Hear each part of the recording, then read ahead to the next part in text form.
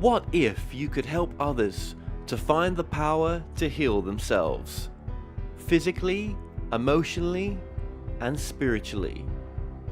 When I started teaching my classes, it was in 2002, and I was just doing the past life regressions and contacting the subconscious part. But then as the time went on and we found how powerful this was and what we could do with it, a lot of the students began saying, you know, advanced past life regression doesn't really tell what it's all about. This is so much more than that. We think you should change the name. So it was a few years ago we decided to change the name to Quantum Healing Hypnosis Technique. And this is the healing technique that we've now been teaching it, well, since 2002, that's 12 years. What if you could time travel with them, visit mythical places or angelic realms, other worlds, other galaxies, help others to speak to their higher selves? You can. Dolores has taught thousands of people from across the world how to use QHHT, and now you can learn her method by going directly to dolorescannon.com. And don't forget to mention the discount code MORETALKS.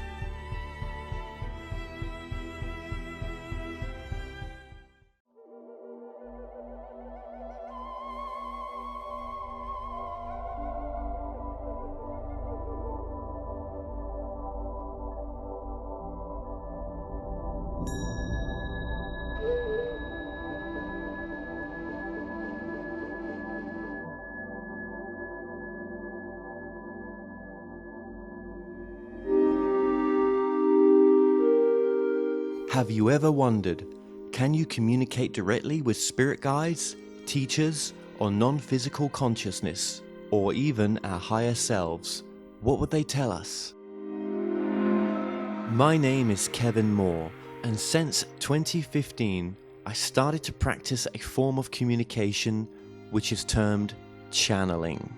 I have been interviewing experts on my talk show to find out, does life continue after we die? And can we communicate with those that have crossed over? With each expert I spoke to, they all had different ideas. Is there knowledge from the past which could be shared with the present moment? So I thought, why not just speak to the non-physical world directly through channelers around the world? And that's what I set out to do. They Call Us Channelers will take the viewers on a journey into the phenomena known as channeling. And my main goal with this docuseries is to bring a new understanding and awareness to channeling by looking within ourselves and asking, is it truly possible that we can all use this innate ability?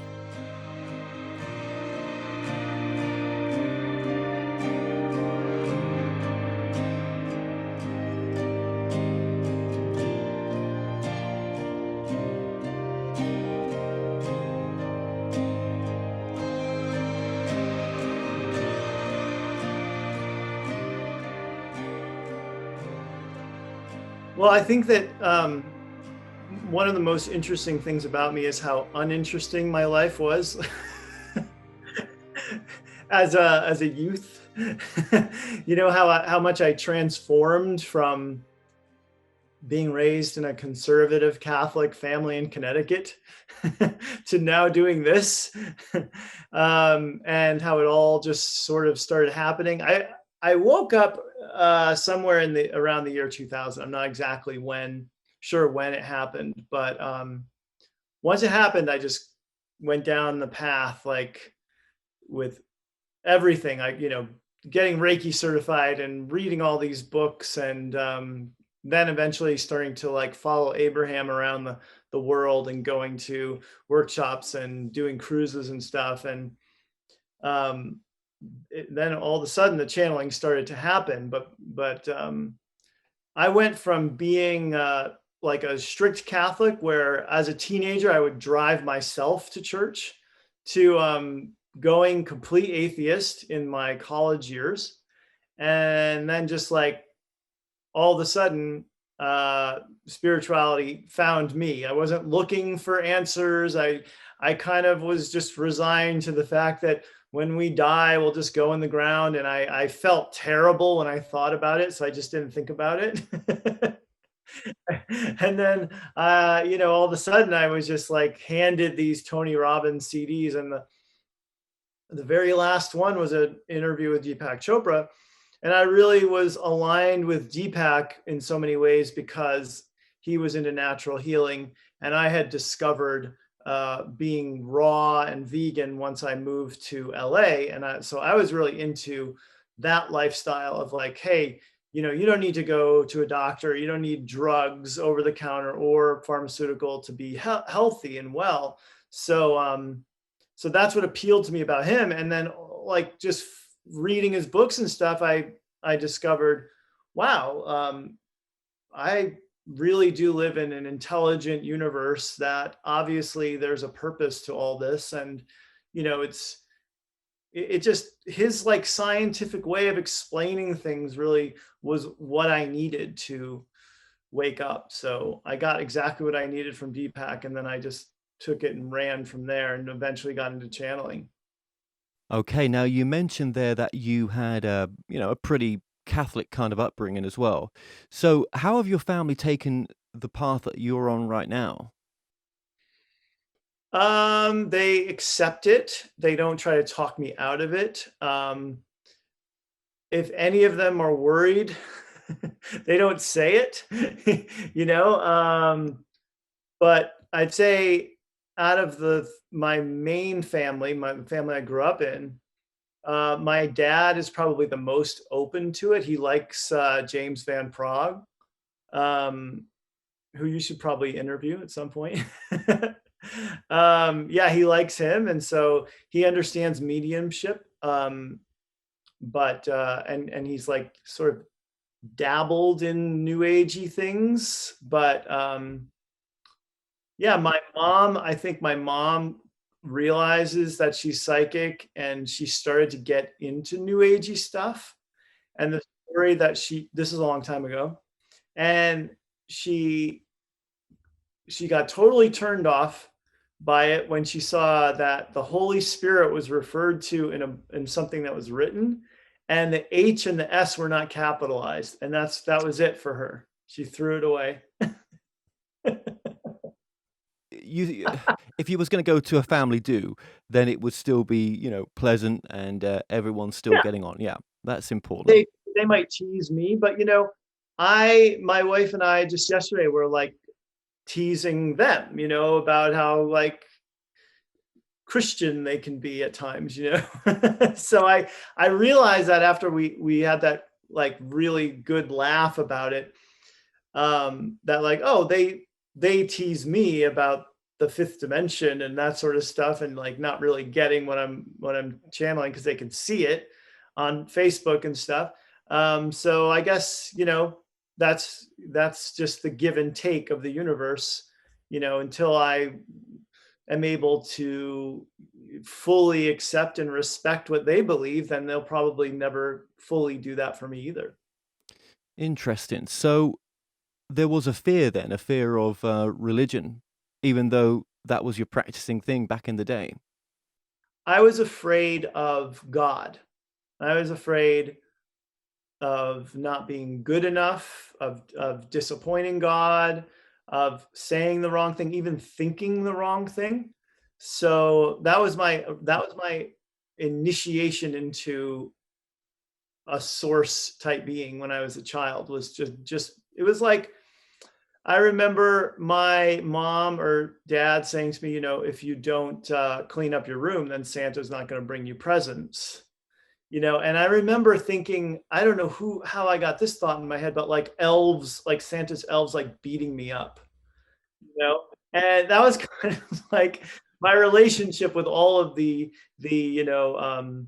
ones who control the goodies of, the universe, is like, you better not disappoint them. Yeah, and I think a lot of people go through some sort of fear. Probably gets them into the realm of looking into the idea of, am I more than my body? Is there something far greater that I've always been and always will be?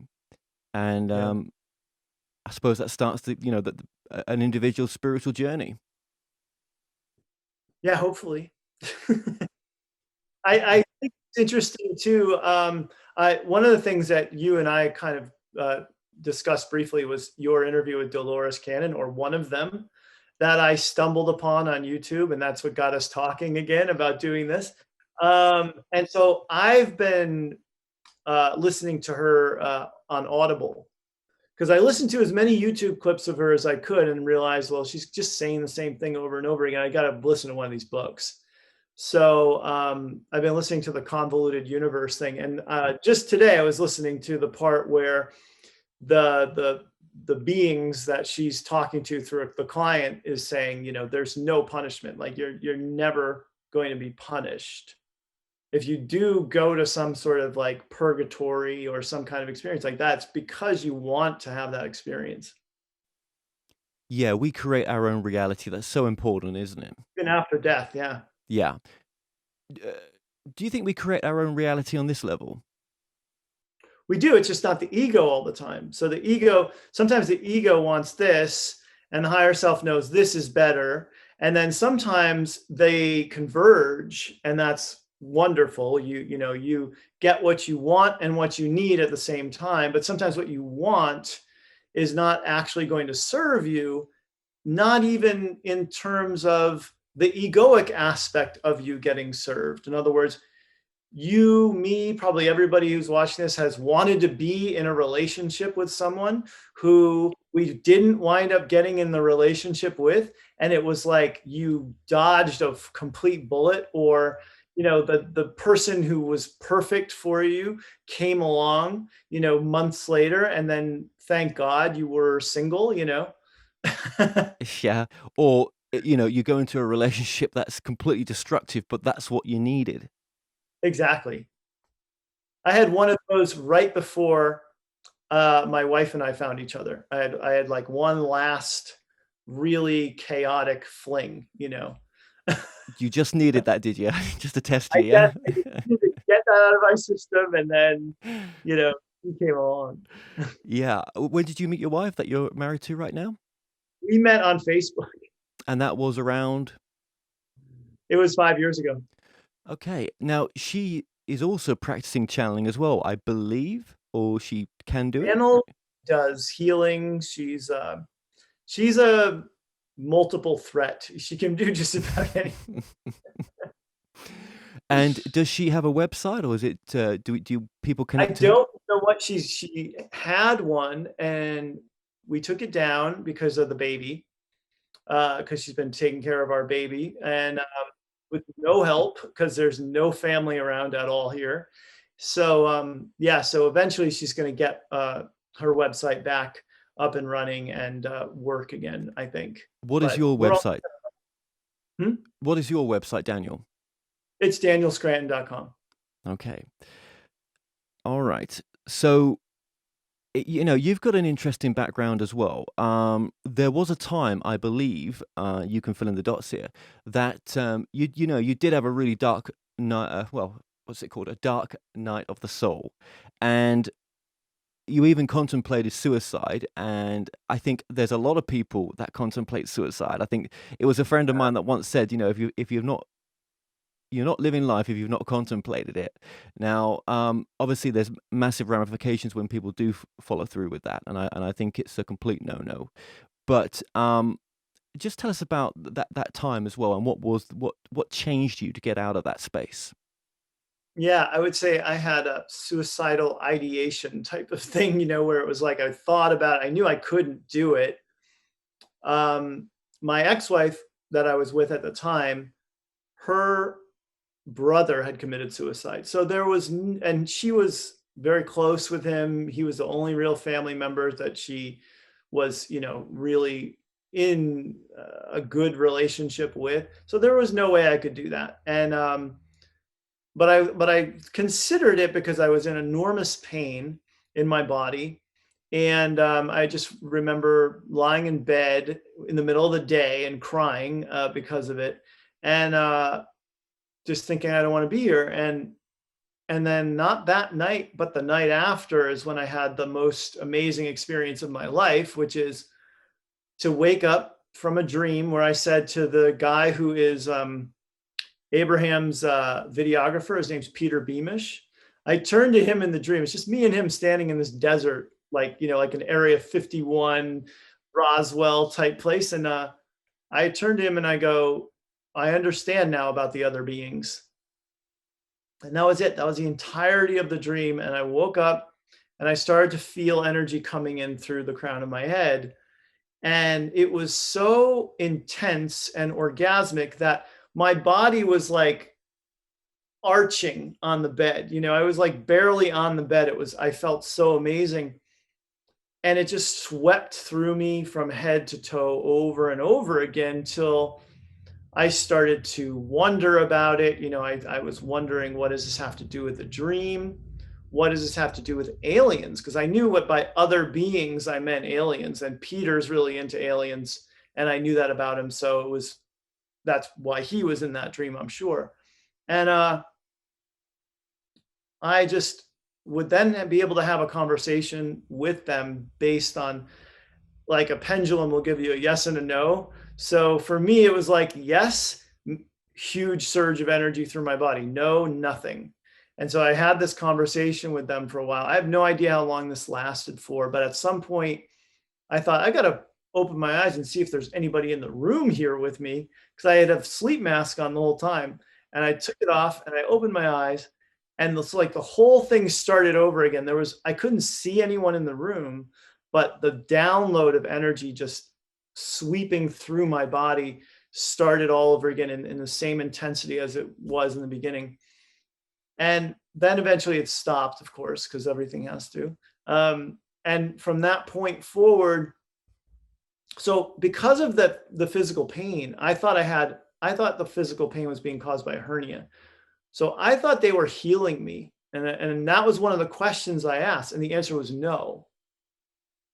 And so I do, I do meditate every day. And I had been meditating every day for 10 years when this happened. So my meditations just became more intense, longer. I knew that I could feel something if I was able to focus and maybe connect with these beings again. And so that was what I would do. And for probably a couple hours a day, I would just sit and meditate and focus, and I could feel energy come in through my back. But it was never the same as that one time. But one of the things I was able to accomplish in these meditation sessions was I can now give myself full body goosebumps just by breathing and focusing. And it's really easy.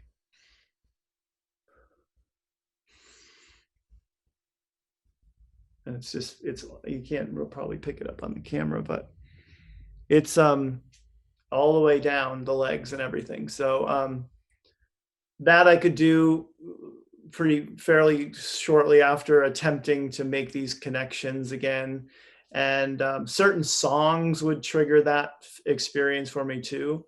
And this whole thing of, like, some people are looking at this and going, what's this about? It's totally intuitive. I don't know why this is what I do, when I do that. It just is. Yeah, I mean, I guess meditation to you then, and that obviously if you're practicing it every day, that's an important part of your daily life, isn't it? I mean, you I guess it's sort of, does it re-energize you? Does it, help you to, yeah. Yep. And I do it before I channel each night. I channel a message each 6 nights a week now, as opposed to 7. But that's one of the things I need to do.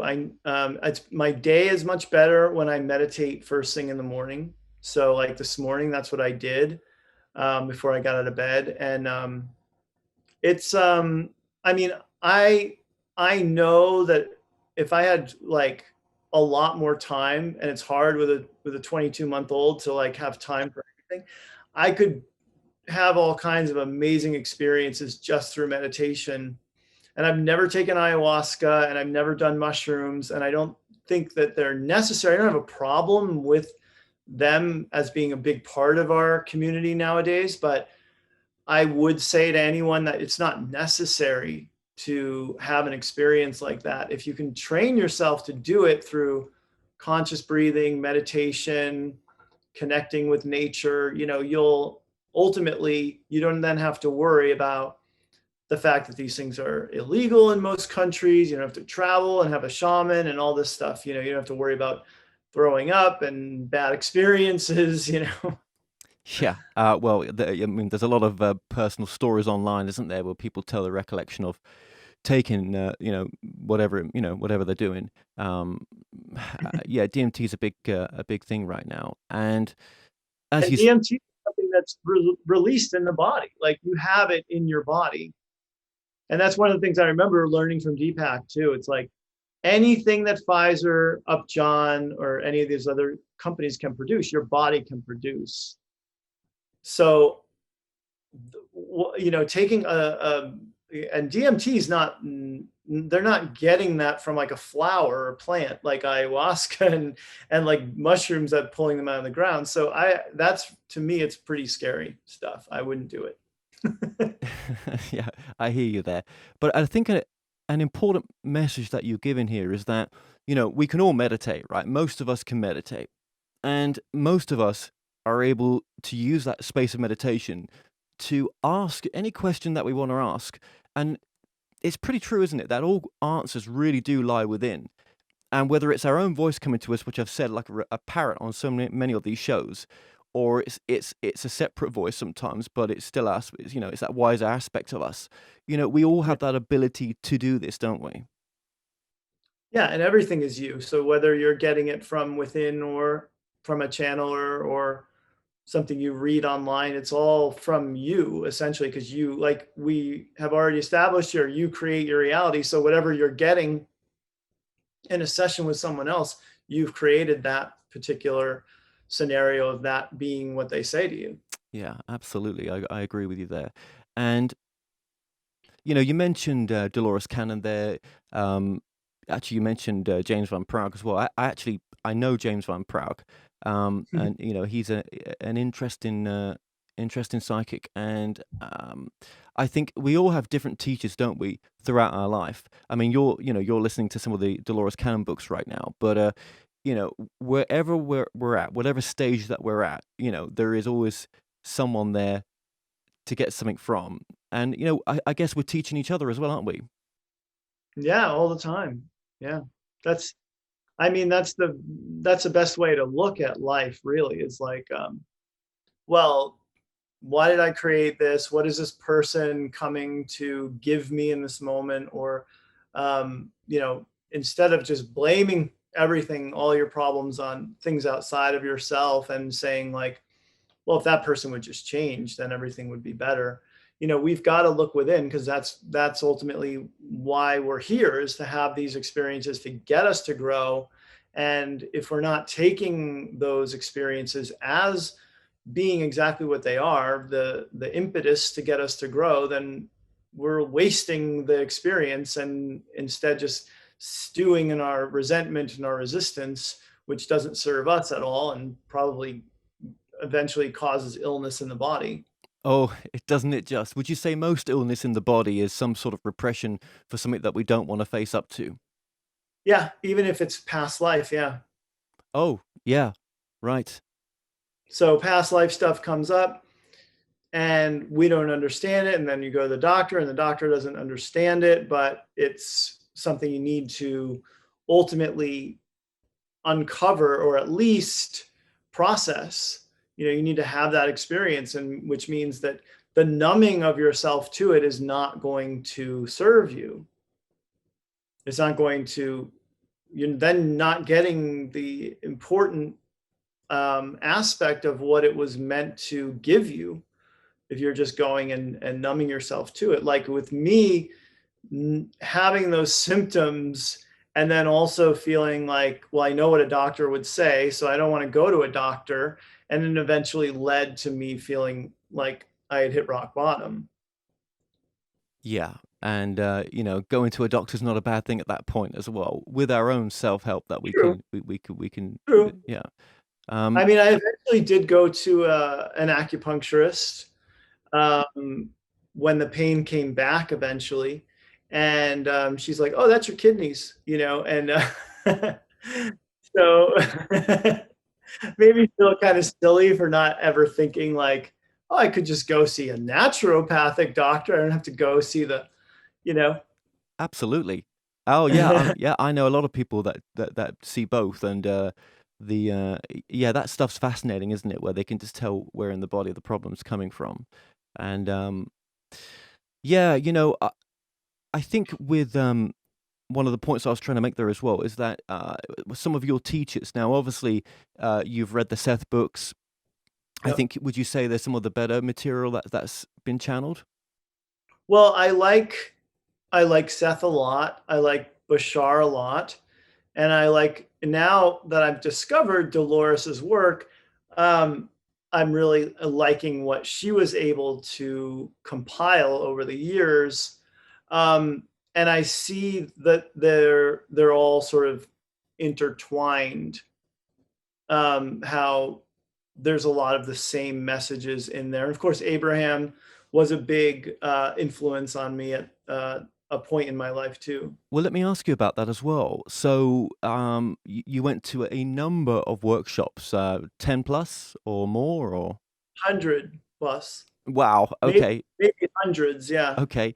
And you sat in that energy. I mean, you was able to go to, what do they call it? Is it the hot chair, or I might be saying it hot wrong? seat. The hot seat. Sorry, yeah, Yeah. the hot seat. And was there a time then, as you sort of to move away from going to these workshops, or the very last few that you went to, that the message was that you can do this too? The last time I sat in the hot seat, I was asking Abraham about my channeling because it had started a few months prior to this particular workshop. I think it was in Austin, Texas. And I was asking questions because I had no one to help me with this. Like I had no mentors.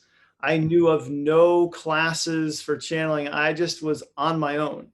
And so I asked Bashar to in private and in the public arena about my channeling. But what Abraham said was eventually they said, "You're just making too much of this." So I said, "Okay." And then I just pushed the microphone aside and got up and got out. And but before that, Abraham gave me some good advice about it, and told me things that I now tell people when I'm teaching channeling. One of which is that we, as the channeler, we're not getting the information for the person that they can't get on their own. We're helping the person realize that the information was in them all along. That's our real job. So I think that no one should go to a channeler thinking they're going to have all the answers. They're going to have the winning lottery numbers. They're going to tell me who my soulmate is. They're going to tell me where I should live, what I should do for a living, whether I should invest in Bitcoin. It's not like it. That's not what it's meant to be, because again, we were talking earlier about, getting the most out of scenarios that we create in our lives and getting the sort of like spiritual message within them. Well, if you could just have a magic 8 ball and get all the answers, then you wouldn't, it's like having the Midas touch or something. Eventually, you just stop growing as a person because you never have to do anything. You never have to access anything or feel anything. You just get to take the straightest, narrowest path to all your desires being fulfilled. So to me, channeling is really about two things. It's about giving people a spiritual teaching, which is like essentially like you need to love yourself, you need to forgive others, you need to empower yourself, you need to go within. Those are the types of messages that I think are most important. And then there's an energy transmission that happens when a person channels too, that most people are completely unaware of. Because I mean, I don't mean to say this in a disparaging way, but most people they're taking the channeling in through their head. And that's the only place it's going. It's not going deeper than the head. So the head, and I was one of those people too. When I'd go to these Abraham things, I was very cerebral about it. I would write down questions that I thought were really brilliant, and I wanted to take the whole conversation to a new level. But then eventually I realized, when I'm doing these things, when I'm trying to get up in the hot seat so desperately and ask these questions, I'm not really enjoying myself as much as I could be sitting here for these 4 hours with Esther and hundreds of people. So I then started to focus more on what I could feel and what was possible for me to feel. And so that led to, at an Asheville workshop of theirs, I started having these dry heaves in the middle of the workshop, which it was an intimate one. It was like 190 people. And I didn't want to be a distraction. I never wanted to take away from what Esther was doing with my own thing that I was doing. So I stopped it. But then the next day I asked about it. I got in the hot seat and I asked about it, and they said, yeah, you're onto something there. You should keep doing it. So they basically told me that I was going to do this. And that green light was what I needed, because I thought, well, maybe I'm trying too hard. Maybe this is something I really shouldn't be doing. So, I owe a lot to Esther and Jerry when he was still with us, and Abraham, because they really helped me with that, just getting involved in channeling in the first place. Yeah, and she's still going right now, isn't she? Yeah. Esther is. She's in her probably 70s, I would say. Yeah, yeah. I actually met the channel that got her on her course. It was Sheila. yes, Sheila and Marcus. Sheila back in the day with Theo. Right. That's right. Yeah, that was interesting. So when you're in this process of on your journey of discovery, or on this journey, obviously you've got some other job in the background at the time. Then Yeah.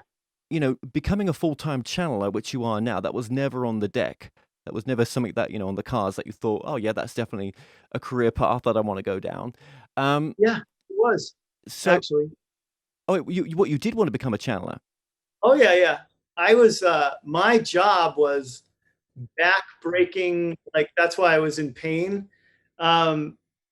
because I was buying stuff and then selling it on eBay and Amazon. So I literally had probably 11,000 or more items in my 2-bedroom apartment that I was selling. And it was mostly movies that I was selling on eBay and Amazon. And so there was a lot of physical labor moving boxes around, because of course I had to put them in boxes, and then going to the record store in Hollywood called Amoeba. That's this giant, like Home Depot sized place, where I would just be squatting on the ground, flipping through, and I had my scanner to look up the prices. And it took a toll on me. It was I would work 7 days a week. I would work some days 12 or more hours a day. I knew I couldn't do that for the rest of my life. I knew that there had to be something more for me, but I thought maybe it would be life coaching, since I had such a good grasp of, the teachings that I had come to sort of master in terms of knowledge anyway, from all those years of studying. So, but as soon as channeling became a possibility, I was like, yeah, sign me up. Now, obviously, there's a lot of different channelers out there. There's a lot, right? And and I guess that you would class yourself as would you say a trance channeler? No, very, very conscious, actually. Interesting, because when I've watched a video or two of yours, as you start channeling, to me it looks like you're sort of trancing a bit. You've gone into that deeper trance state, but you feel that you're not. You're a conscious channel. Interesting. I do. I think that I go into an altered state. I think that you would be able to measure it. If someone hooked something up to me, they'd be able to say, well, there's something different going on in his brain. Because I know Daryl Anka has done that. And I'm sure that and I know that there's energy present that's not present when I'm not channeling, because I can feel it. It moves my body around. It gives my arms and hands these sorts of motions and things that they do. And it's all totally something that I just allow to happen. I don't choose the movements or the sounds that come through me at the beginning. It's all very much something I just surrender to. But my ego and my mind are very present during the whole thing. So I can stop it at any time. I know exactly what's being said. Sometimes I'm very critical of my own channeling as it's happening. And then I'll have to like look at it later. I'll have to be in that transcription phase of it where I'm going, oh no, this was actually pretty good. Yeah, well, how did you get past that stage of, and then you must have gone through this, I presume, that, is what I'm doing of benefit? Is what I'm doing genuine? Yeah. Is this all of my mind coming from my higher self or my mind? And, leading in from that, from that question, should I say, that the idea that, how do you tell if it's coming from someone's mind? How do you tell if it's actually a genuine channeling where it's teaching information that you wasn't aware of? Well, that's a great question, and something else I've been thinking of a lot when I'm listening to Dolores Cannon, because I feel like Dolores Cannon is like is to the New Age thought right now and the New Age teachings that are out there, as Aretha Franklin was to like R&B music. It's like so many things that I've heard about in my sessions with clients that I didn't know where they were getting these ideas from. They're coming from Dolores's work. So people who channel, I know for a fact they're influenced by what others have brought forth before them. And that is fine. It's fine to be influenced. It's fine that, because of the background that we channelers have, we have the lexicon to work with that is accepted in the New Age now, like soul over soul, source, vibration, frequency, things of that nature, that if we didn't have the sort of like template in place that others put there for us, then we might have some other word for, come up with some other word for. So I think it's fine. But to answer your question, yeah, it's like, it's totally normal and it's natural. And I think if anyone's not having a little bit of skepticism about what they're doing and questioning it, then they might have some sort of like narcissistic personality disorder, because it's healthy to question yourself and say, well, is this real? And am I just making this up? Because, well, it's on the one hand, it's healthy, and on the other hand, it's the ego. It's doing that. So the ego, of course, the ego has a negative and a positive aspect to it. The ego can be really hard on you, and the ego can be like, you're the greatest, So it's like we live by the ego, we die by the ego, sort of thing. And with channeling, after you've channeled something, your ego might say, that was just, you were just reiterating what you read in a Seth book or you heard on a Dolores Cannon video. And part of that is that the ego likes to stay in control. The ego would rather be running the show all the time. And the ego is all about separation. So if you're channeling, it's all about merging. It's all about you letting go of control and letting something happen to you that otherwise would not have happened if you just were staying in your ego, worrying about your survival and, and your status in the world, and, all the things that the ego worries about. So you start channeling and channel things like, you need to surrender, you need to let go, you need to get out of your mind, the mind being the tool of the ego. So then, of course, the ego is going to say afterwards, I don't think that was very good. Right. Yeah. And I guess it's as And well. got to put it out there. Yeah, and I guess as well, you've put the time into this. You've done years of work on yourself, and it's not like you've just started channeling and you've set up a YouTube channel. You've been through a long process. Yeah, I'm happy to say that I've worked on myself since I was 18. I started going to therapy at 18, and I'm still a work in progress too.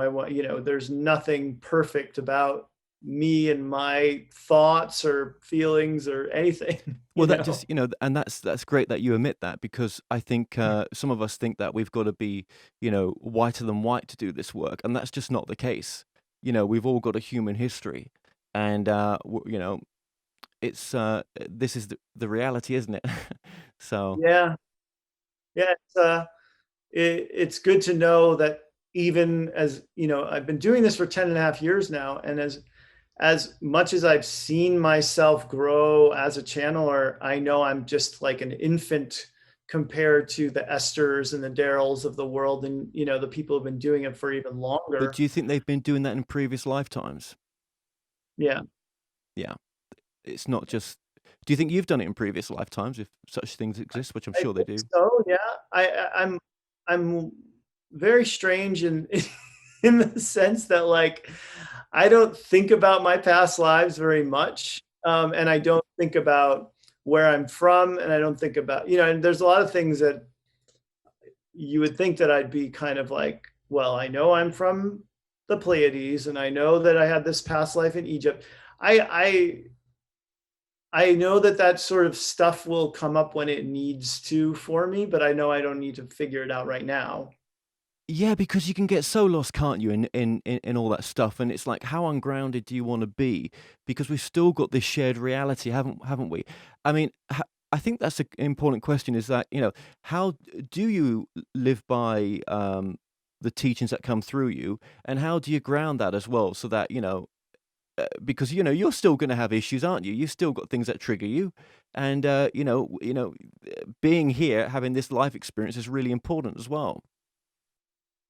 Yeah, and it's good to know through these Dolores Cannon books I've been listening to on Audible. It's good to know that Earth really is the hardest place, because it really helps you to realize, as much as you feel like you're failing, a lot of times it's we're sort of set up to fail, and it's important to have those failures at times too. It really helps us to grow. But it's great that I do channel pretty much every day, because I get to hear the messages every day, and they need to sink in. There's like a certain amount of like, it's like eventually, if you hit stone enough times with water, it then starts to erode the stone away. And that's kind of like what we're doing with the repetition of the same kind of like energies and thoughts and teachings of channeling. Is it's like eventually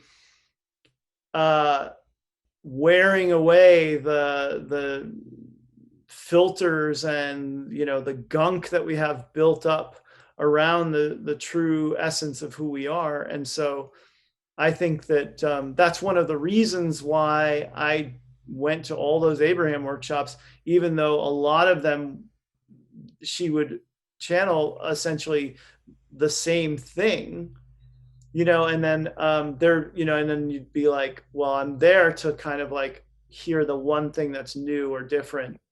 But you're also just getting the gunk cleaned out, and it takes time after time of being bombarded with the same truths until you realize, like, oh yeah, I could apply that truth that I've been learning about to this situation. Yeah, and it took those many sessions to, for it to finally get in. I mean, most times, as you say, we listen, but we don't listen, and we don't even feel it sometimes, do we? When we're in some of these experiences, but that's okay. That's not with any judgment. And I think as well, just getting back to the question of, okay, so yes, you would say that you are listening back to what you're teaching, and you're absorbing your own information, and you like to keep it practical as well. But I mean, I guess it depends upon the client, what they're going to ask. And I guess sometimes the answer a client's going to get back is maybe the level that they're at. And, only when they're able to come to you with a different spiritual growth at a place where they're different, maybe they would be asking different questions. Absolutely. I want to double back to something you were asking about earlier, which is the trance state. So if I was in the trance state, would I be getting all these,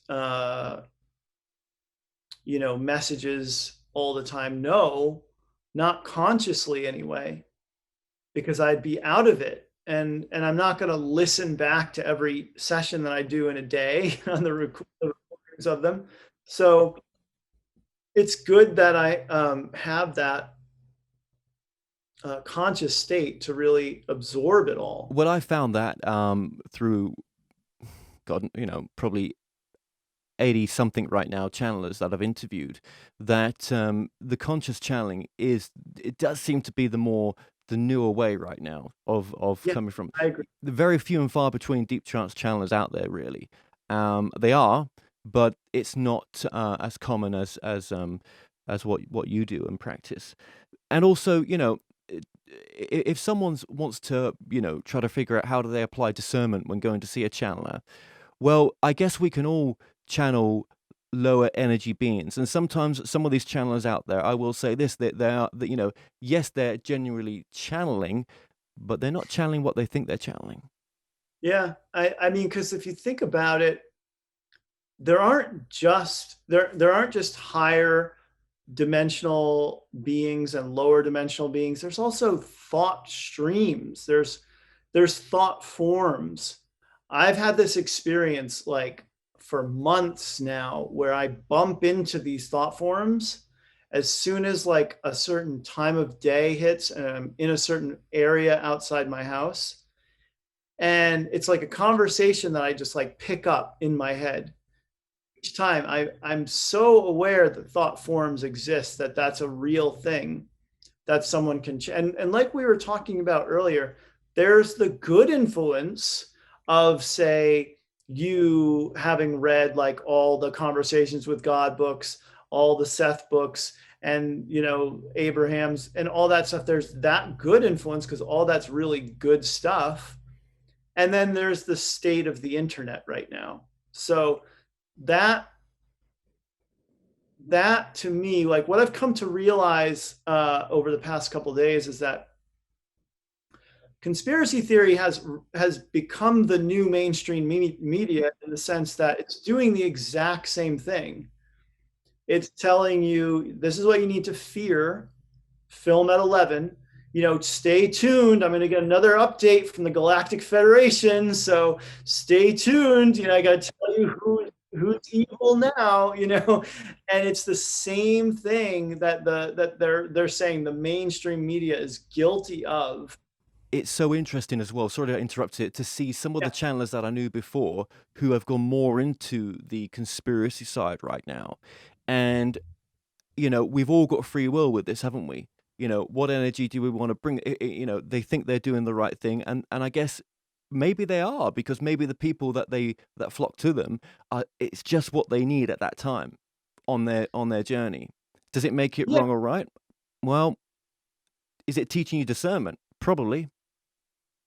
It's hopefully. And hopefully people come to realize that it's much more important to feel something than it is to know something, and so people who are just looking for information, if you're just looking for information, that's a good way to get some negative entities. Because if you just want information, there's plenty of information out there. Information's everywhere. But did you raise your vibration to get that information? Or are you lowering your vibration to justify you sort of playing in that realm? Or are you darkness. suffering from mental health issues and you're actually making it up, and you're not able to discern what's healthy for what you're doing or not? Do you know what I mean? You're just you're mentally incapacitated at some level. Covertly on the front end, it talks and it speaks, and the person looks very genuine, but in the background, the wires aren't crossing.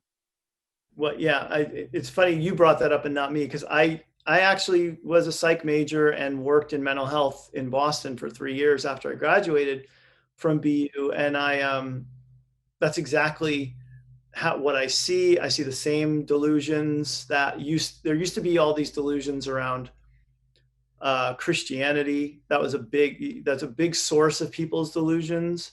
And of course, the FBI, the CIA, aliens, those have always been huge delusional. And I say delusion, I know that some people are legitimately seeing into other dimensions and having experiences that the rest of us aren't having, but then there's real paranoia. And it could be both mixed in, there's something they're connecting with, but then mentally in the background, they're not very well. And guess what? That's where the human side steps in then, much more. And some people, it's more of an evil side of them that comes through, where they generally, know how to manipulate, and they haven't dealt with their own issues, and their self-manipulation comes in. And but the entities, I guess, still want to speak through them, but then they it's pretty 5% or less of what the truth is of what they're trying to say. So yeah, and there has to be some truth sprinkled in order for it to resonate enough to keep people interested.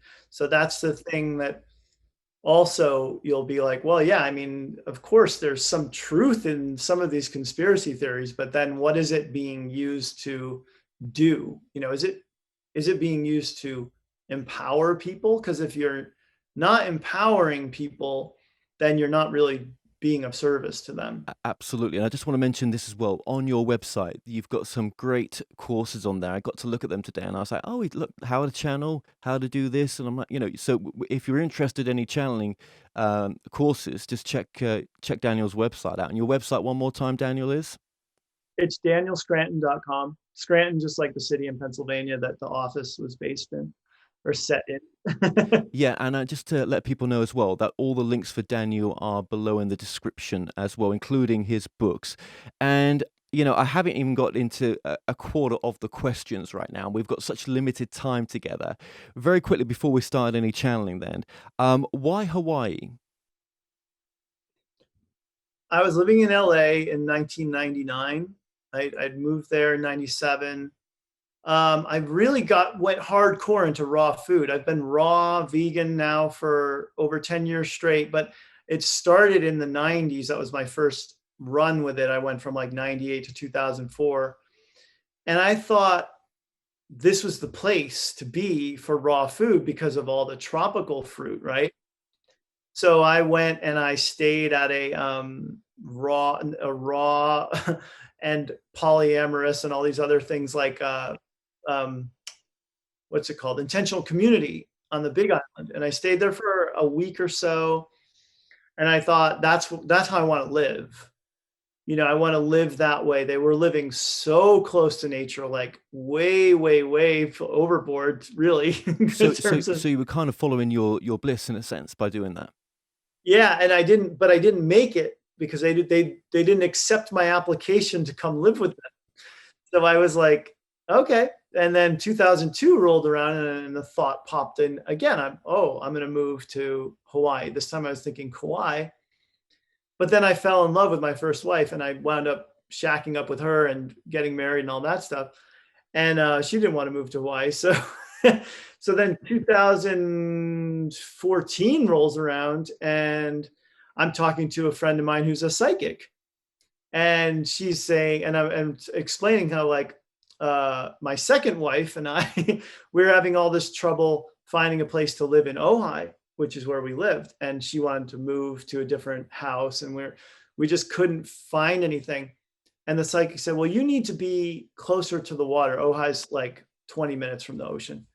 And she said, and you need to be by a volcano. And that's when it clicked in my head. I was like, oh yeah, Hawaii. I forgot that I always wanted to live in Hawaii. So then in 2014, I finally made it, and third try. And I wound up on the Big Island for 6 months, didn't really like it there. The volcano was very active, and found myself actually being invited to come here to do channelings for people. So like I would just go to my friend's apartment or house, she was renting a house, and do these little workshops, and I would teach channeling, and I'd do some channeling, and that made me fall in love with Maui. And then I was like, once my lease was up on this place on the Big Island, I was like, I want to move to Maui. So that's what I did. And I was very lucky to be able to find a place, because Maui is Maui's a very popular spot. I mean, a lot of people do think of it as paradise. So of course, a lot of people want to live here. And again, it was so easy for me to find a place to live, because I just went on Craigslist, and there it was, a 3-month sublet. And then I been here ever since. So it's been 6 years now. But I think that there was this, also the fact that I live on Mount Haleakala is interesting, because I was at this workshop with Bashar, and Bashar was talking about all the different chakra points and vortices on the planet. And he mentioned Mount Haleakala as the heart chakra. And that's where I live now. I live like minutes from the Haleakala crater entrance, the entrance to drive up there, it's very high up, but I'm still technically on the mountain. So one thing I wanted to ask you as well was, obviously you've got this, well, I've actually seen you live. Let me say that. I was at the channel panel. That's great. That's how we met. That's how we met. And that was a fantastic day that was in Los Angeles. And yeah, I watched you channel, and it was fascinating what you did. And you filled the whole room up with your toning that you do to get you into the state that brings you this connection to what you channel. And tell me if I'm wrong here, right? But have you taken vocal lessons to fine tune that tonal? And what do you? Am I right with what I say about the sort of the tones I use to bring in the connection that you've got? It's not really the case, because as soon as I go, I want to channel, I'm channeling.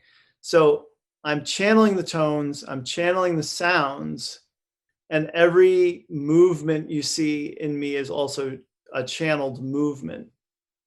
So at this point, and I think it's because of my background, and because I was a meditator for so long, it never took me any time to start channeling. What it took time for was for me to start speaking for the beings in English. So originally I would go sing and ring and sing, sing and ring and sing, sing and ring and sing, sing and ring and sing, over and over and over and over again. And then I would get the creators in to say, we are here for you. So that was actually a message to me that I eventually listened to. I eventually said,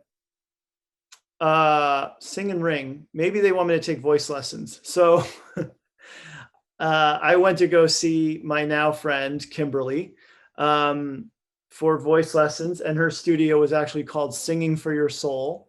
And she was actually very familiar with channeling and her sister channels. And so I was like, this is a perfect match, right? And we would work together, and I would be able to live out my sort of like rock star fantasies, of like, that's if I could do anything, that's what I would be, I'd be a lead singer. You've got the look, yeah. Yeah, it's it's no accident that this is how I look. So I went to her and I was singing like, Coldplay and Soundgarden and all these bands I liked, and their songs in the lessons. And then eventually she goes, well, you want to do a different kind of warm up today? You want to do tones? And I was like, sure. So we sat across from each other and we just belt out these tones. We do 3 for each chakra, and we just like blow the roof off the studio, and the sound, when you're sitting across from another person, you're toning, the sound like bounces off of itself and creates this cool reverb sort of thing. And yeah, and at the same time, I was coincidentally, synchronistically listening to Wendy Kennedy's channelings about the power of tones and sounds that she had done with her Pleiadian group. And so I was like, Kimberly, I've been hearing about overtones. Like, how do you do overtoning? I want to do that. She goes, I don't know. I don't know how to overtone. So we watched some YouTube videos together, and they were, not helpful in terms of like getting you to do it, other than the fact that this one guy says that he just listens to all the throat singers and overtone singers and then like learns from just listening.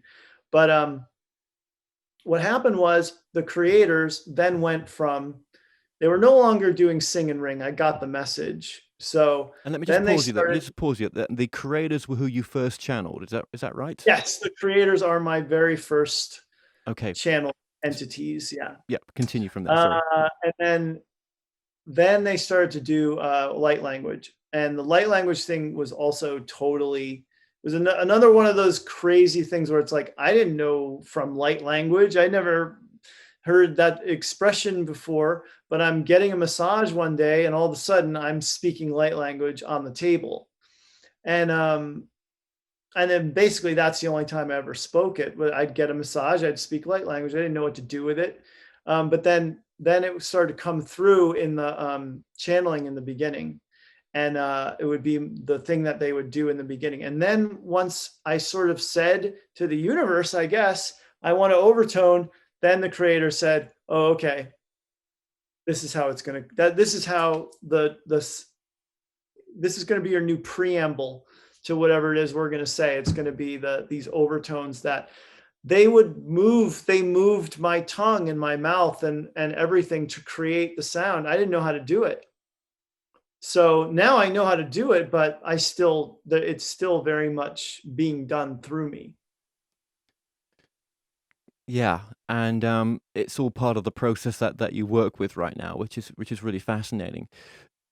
Sort of just coming back a little bit here, right? Obviously, there's an important question I want to ask you is, what is channeling to you, right? But obviously, when you went down this path of your exploration into, the metaphysics and everything else and channeling, where does the psychic abilities play a part in your work as well? Because if you've opened yourself up with the channeling, did you find that some of your psychic abilities opened up as well? When I'm not channeling, I'm not great with that stuff.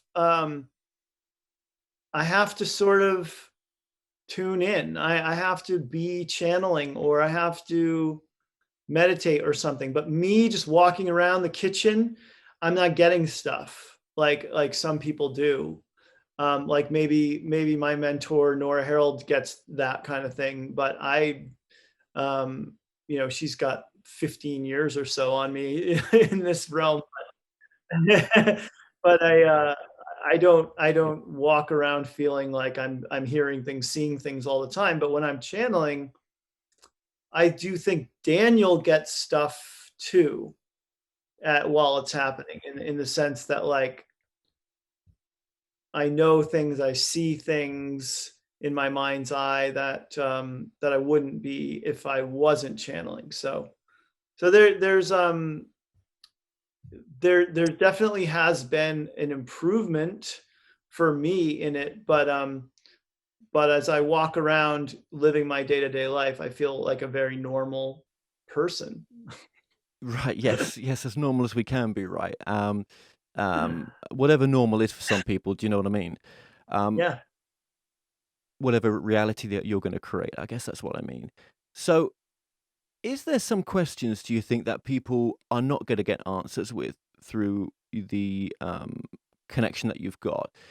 I also almost want to say as well, what puts me off sometime, when I've practiced channeling is that, am I going to get the right answer for what they're asking? Yeah. If they're going to say, well, what was my grandma's name? Do you know what I mean?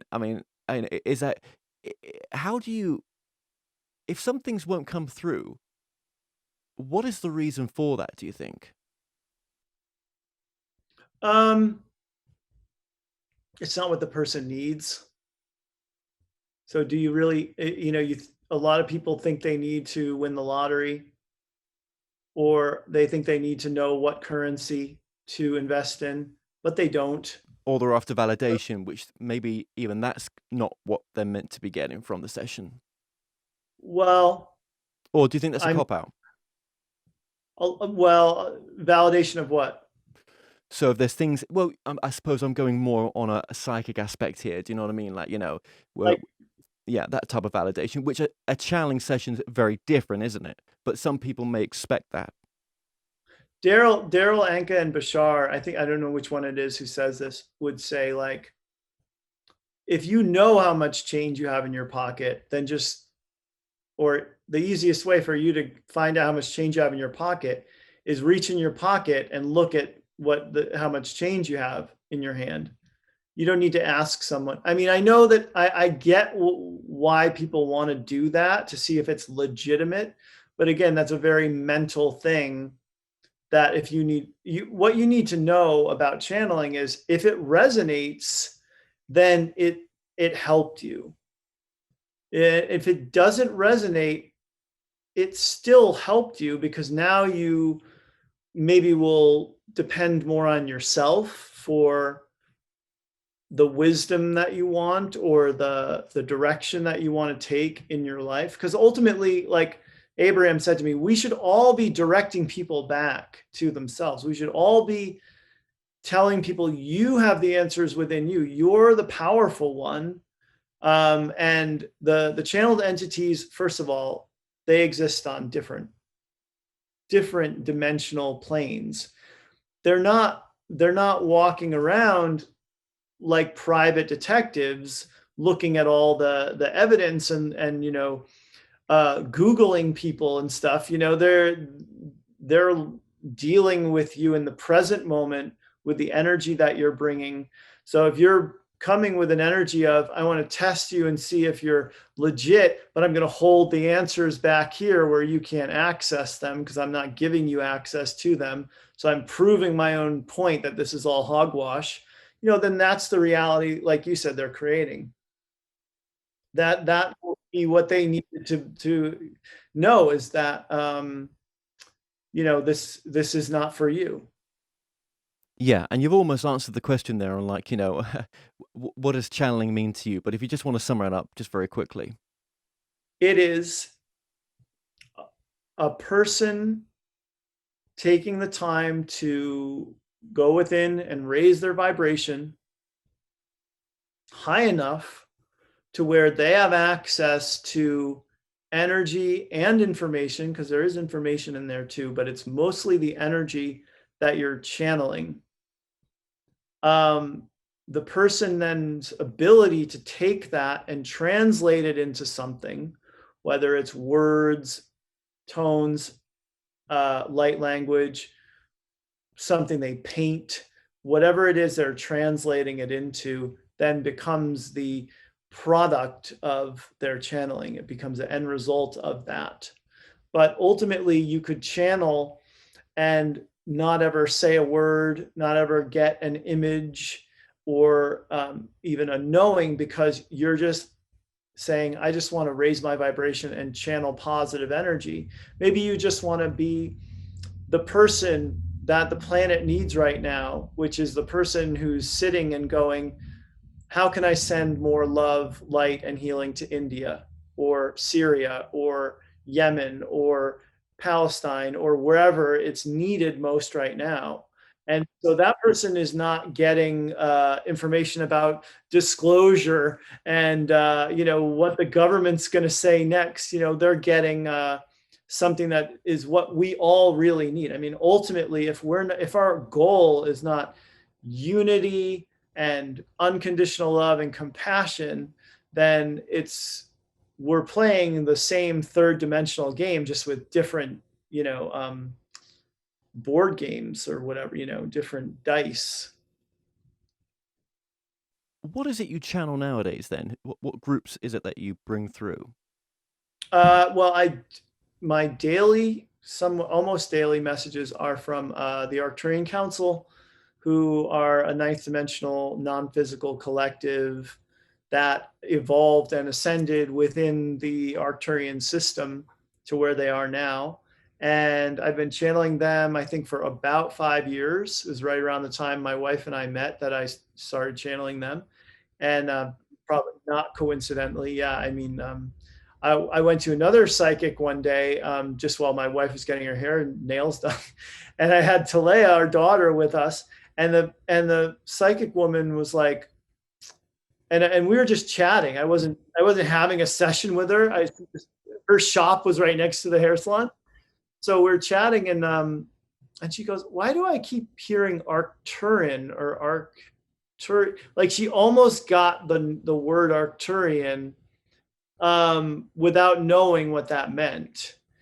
And she was very, very close to getting it exactly. And she was saying that Talea, our daughter, is Arcturian. Soul, on a soul level. Yeah, like whatever that means. Yeah, whatever. Yeah, right. Not right. like, I mean, I'm the father. Yeah, genetically she's human. Yeah, I get you. Well, they do say they're walking around us, don't they? And yeah. did that ever put you off at any time that that it wasn't it had to have that label? The Arcturian label, this star family thing. Yeah, I mean, I don't place as much importance on it as some people do, because I think that ultimately we're here to be all of it, be all the star systems, and integrate them as well, and what they represent, really. Like Sirius represents service, and Pleiades represents healing, and I think the Arcturian system represents spirituality, like being on a spiritual path, Cassiopeia, love, and so on. So to integrate and unite all of that within the self means you don't want to just say I'm 100% Pleiadian. That's the only place I've ever incarnated before, and I came to Earth to save all you guys. Well, that's a great story, but it doesn't really serve you to think that way, because you're everything. We're all everything. And there's no point in drawing any lines in the sand anywhere. And you've still come here to have this human experience, and to bypass that is, well, right. To say, like, I identify more as an alien than a human. Well, that's cool, but you're still here now. And I know through, I don't mean to sound like I lack compassion for those people, because I do have compassion for everyone who's ever been suicidal like me, or who have ever wanted to leave like I did.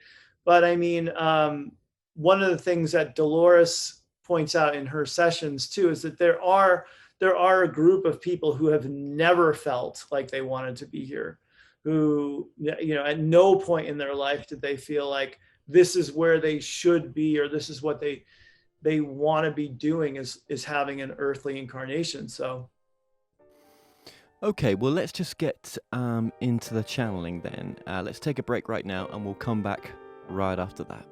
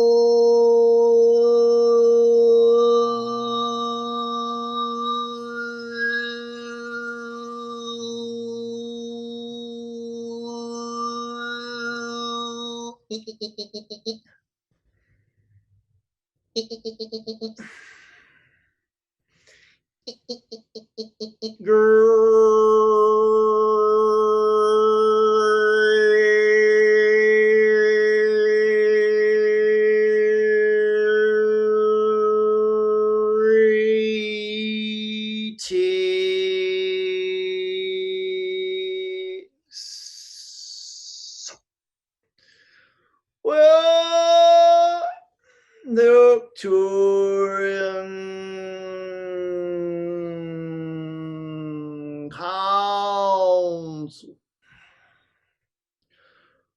Well, please to connect.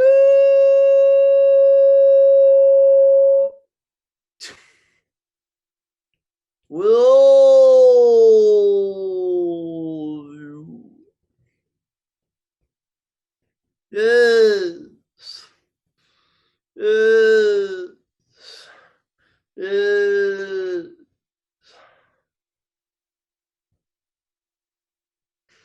Hello. Well, it's interesting to have this time with you. And do you feel that people in general and humanity at large realize just how special they are with the impact each of our lives have in this lifetime?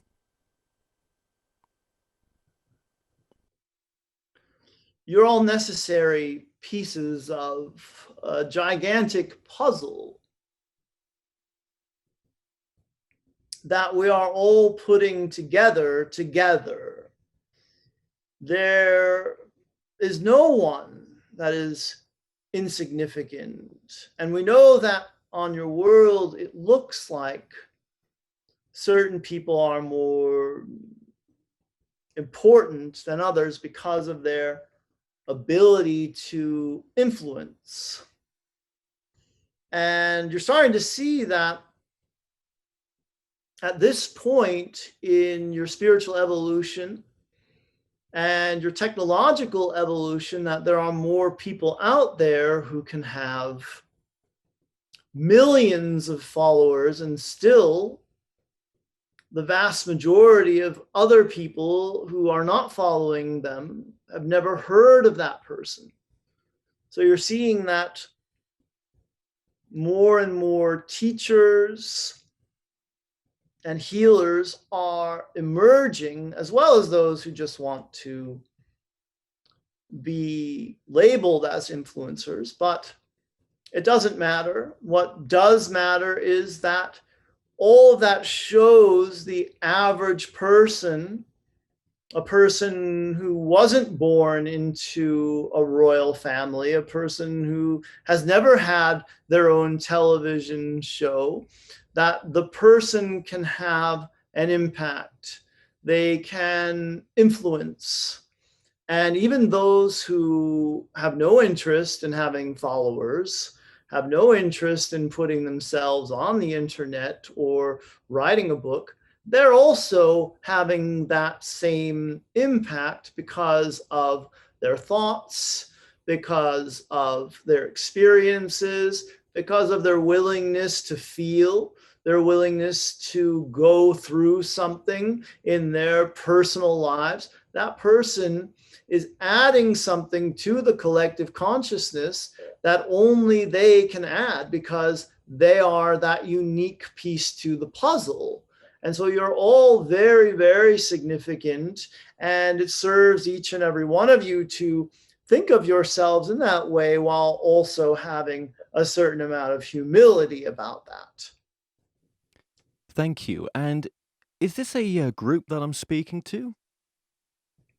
We once knew ourselves as individuals, as you still do there on Earth, but we have merged in a sense to become a collective. So we don't think of ourselves as a group of individuals now, but we know ourselves as more than an individuated consciousness. And you've incarnated before? Yes. Okay. What is the connection then, karmically, with Daniel? He has been someone that we have connected with in previous lifetimes, including lifetimes that he led in our star system. So there was a pre-existing relationship there. And when you say past lives, I mean, are we to think that they're past, or is that, if we look at it in a different perspective, they're happening now? They are happening now in the sense that everything is happening now, but not everything is being experienced at the same time. So you have experiences that you can say, well, that I experienced yesterday, even though that yesterday reality still exists. So in that sense, simultaneous time is real, but the fact that you all experience it and we all experience it still from where we are, as moving from one point to another, or moving from one level of consciousness to another, then we can say that a certain amount of time has elapsed, or certain experiences are in our rear view mirror at this point. Is there infinite realities out there and infinite universes in ways that we don't even understand or can't comprehend? And it's good that you can't comprehend or understand it, because then you would be placing limitation on it. And you don't want to do that. You want there to be more than you can possibly imagine, because you're an eternal being. And if after a while you have it all figured out and you know everything, then what's the point of continuing to exist as an eternal being? Yeah, and I only say that there because I want to, try to keep it practical on the level that I'm at as well, right? But the joy at that is that the understanding maybe that actually there's a lot of realities that we could go and experience if we so choose to. So, we may think we're limited on this moment right now to what we can go and further experience in this lifetime that we've got left, but actually there's a whole myriad. Is that true in a sense? Yes, and you're also creating new ones all the time. So that's fun of it as well. In other words, what is eternal and infinite and still expanding and becoming more of itself? If that is not something to get excited about, then we don't know what is. But if I've created a lifetime where, I'm stuck in the system, maybe, right? To say that I am, right? I'm in prison, and, I've got to see through a period, then that whole sense of creating your own reality is going to take that individual a lot longer than it would do someone that's got their freedom. Well, it depends on how you're using your freedom. And a person who is incarcerated and doesn't have to worry about putting a roof over their head or putting food on the table, doesn't have to worry about buying clothes and all of those sorts of things. That person could actually spend quite a bit of time reading and meditating and getting more in touch with themselves. So it all is about how you use the circumstances that are in front of you. Right. And maybe even just thinking out loud in my head as you're sort of talking to me that, maybe they're not even thinking about these type of questions. Maybe they're not. And that's where their soul level's at. And that's what they That's need to experience. That's okay, yes. Right. Okay. Um, this whole time that we live in right now is really exciting in a sense that I've never seen on mainstream TV so many big news networks covering the whole UFO phenomena. Not that I'm addicted to that phenomena. I'm not, right? I've got my own things going on, like a lot of other people have, right? But the idea that it's uh, you know it's there right now. There's these unidentified aerial phenomenal objects that the intelligence services are picking up on, and the Navy is. Where is this all leading to, and why is it important? It's important for you all to know your true history, where you came from, and that you have help out there. And that's what it's all leading to. It's all leading to an expansion of consciousness, which is what this is all about ultimately. And once you come to a point in your spiritual evolution where you're ready for this type of information to become mainstream, then it does. And then you'll be ready for full contact. You'll be ready for ships to land and for beings to come and connect with all of you and share with you what it is that they have come to recognize about themselves. They'll give you activations. Just being in the presence of them, people will be healed, and it will afford you the ability to have new and interesting experiences that you could not have if you were still going to remain isolated and basically the majority of people believing in the religions that are prominent on your world. Right, but I think that there's a lot of people out there who are not ready for that. So, I don't know. I mean, I don't want to create this reality, but at the same time, I'm just going based on facts that, in my lifetime, and it doesn't bother me, but in my lifetime, that they get, that type of experience that you're describing there is going to happen. I mean, it feels like for me, that's many lifetimes ahead for this planet.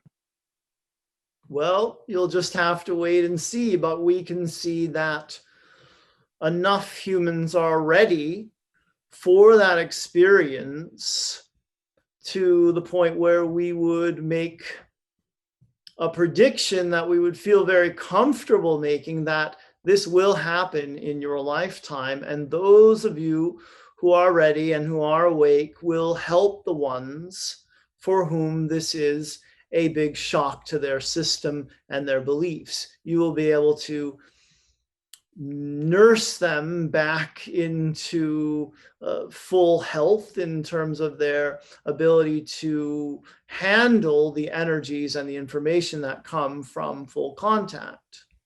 Yes, but there's a lot of disinformation out there, isn't there? Not just by the government, really, people themselves, and have done a great job of their own disinformation for their need of their ego to want to be famous in this subject, and for their own mental health issues as well, to talk about experiences that they've not had, just for whatever experience of doing that they're getting out of it, and people's ability to discern is difficult for them, because these people come across as very trustworthy.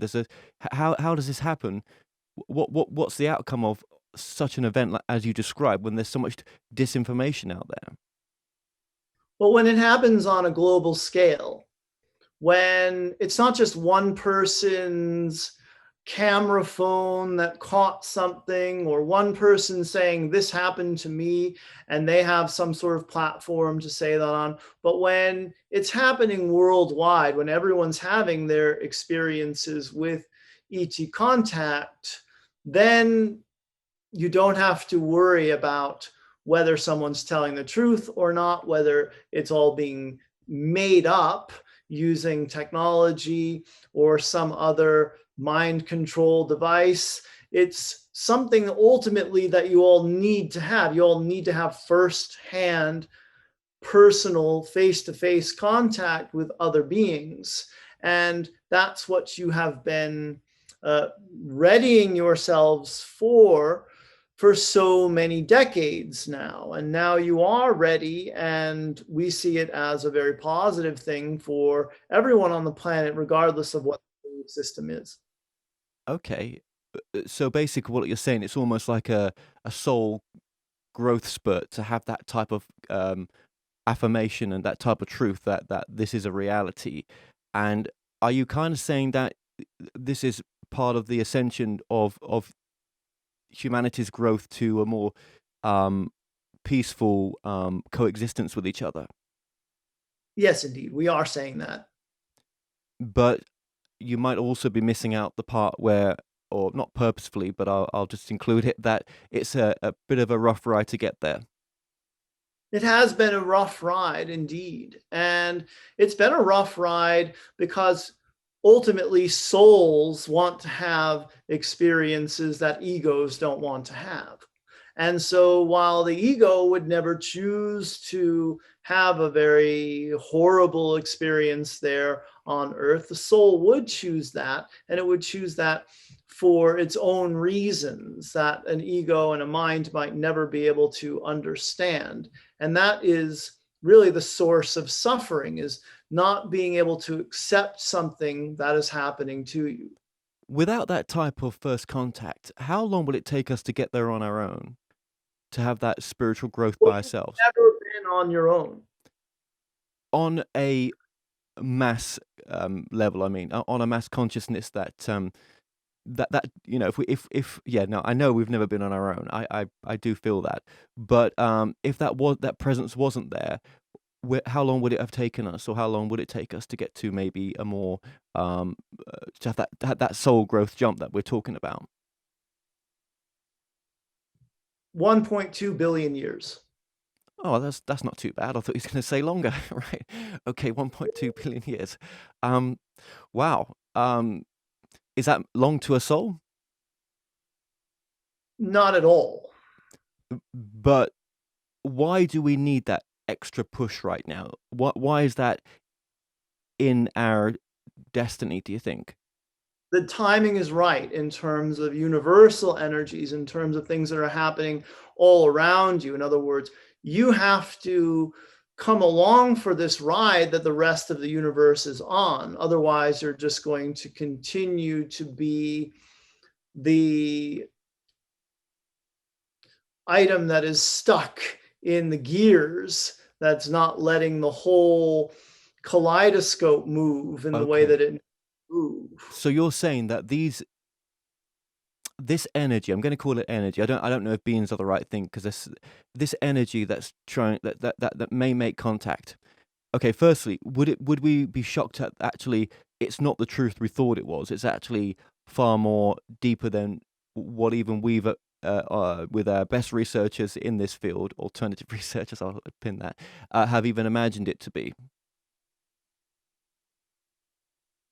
Well, it's going to be a shock for most people, regardless of what they believe in. It's going to be more than you can imagine right now. But people are having experiences all the time that they do remember. So there are enough people on the planet right now who know that they've had ET contact. And they're the ones who are going to make it easier. They're the ones who will be the go-betweens for humans and extraterrestrials that will make all this possible. That's very interesting. So you mentioned a cog a minute ago, which is an interesting analogy. And what came to my mind as you're sort of saying that was that it's their evolution as much as it's our evolution. So they're on some sort of journey of evolving us, but it's also evolving them. But then some scientists may say, well, why would a race 100 to 1,000 years ahead of us, or races, care so much about us? Well, because we all understand in the higher realms here that we're all one, that we're all connected, that what happens to you happens to us, and vice versa. And therefore, we need you to evolve in order for that ripple effect to occur, in order for us to fulfill our purpose, our mission, so that we can move forward in our own spiritual evolution. Is this a mission that you think that you feel that you're on? I mean, where is this mission coming from? What books are you reading to tell you this? Or what energy, sorry, I'm just joking there. What energy are you bringing through that's telling you that this is what you need to do? It's a knowing. It's something that feels like a calling. It feels like it's what we are made to do, what we were born to do. In other words, that's how you would phrase it there. Where's that coming from? What's the source of that, do you think? It's coming from source. It's coming from where everything comes from, which is source. And is there anything beyond that? Is there a source of source? Yes. And beyond that? Yes, but ultimately there is one. There is one source of it all. But for this universe, there's a source. And then there's a source of that source, and so on. You know, when I just think of the infinite universe, and I don't really know why I'm staying on these questions, but when I think of the infinite universe, it's almost, and I've said this before, it's almost looking at the mind of God in a physical form. That's infinite. Or the mind of source. Indeed, yes. And that's what this Expanding. was all, yes, it was all created to be that for source, to be something to ponder and something to recognize, something to acknowledge within itself, something to utilize for further creation purposes. Okay, now very quickly, because we're running out of human time here, but this is so fascinating and I appreciate you sticking with us. I feel that there's a time of great change coming, and it's not going to be the easiest, regardless of what you're describing here is to come. We are going through that great change right now, aren't we? Yes, indeed. And it's going to be a bit bumpy, isn't it? Well, it already has been. We would say that you've gotten through the worst of it, really, and that everything now is coming to you that's going to serve you so much more because of what you've just gone through with the pandemic, just because all of the summoning that's gone on, all of the people who have been praying and asking for something good to come to you, it has created this avalanche of energies that enough of you just have to open up to so that you can anchor them in and be the change, be the ones who initiate all of it within yourselves, and then you'll have that ripple effect out to the rest of humanity. Right, okay. What is the most important message that you might want to leave us with? You are all love, and you are all there to know yourselves as love, to be love, and to spread love around. And when you're doing that, you feel your best. You feel everything that you want to feel. It's not supposed to be about figuring it out, and it's not supposed to be about getting things done. It's about traveling to the source of everything, which is within you, which is inside your own hearts. And when you realize that and you lead with your hearts and you live your life through your hearts, that's when you feel most fulfilled. That's when everything falls into place and you feel that oneness with all, that unity consciousness, that source energy perspective that you really can hold while still in a physical body. It's just challenging. Would you say that's maybe, or you could add this to it and tell me if I'm wrong, that as long as it's not hurting anybody or yourself?